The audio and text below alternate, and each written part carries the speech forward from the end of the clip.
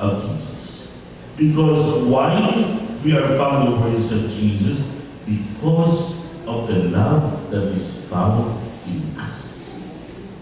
Kaya mahalaga, importante ang pag-ibig sa buhay, sa puso, sa kalooban ng bawat isang Kristiyano.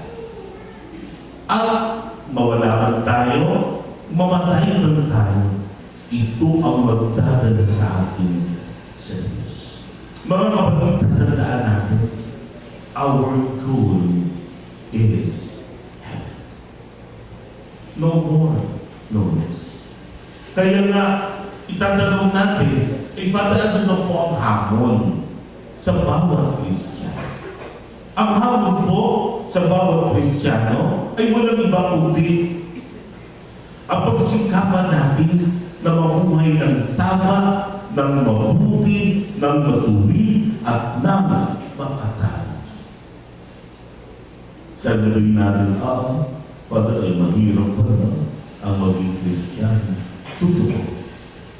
Hindi po madali. Because it takes a life para po magawa at matupad ang mga realities na ito sa buhay ng bawat isa.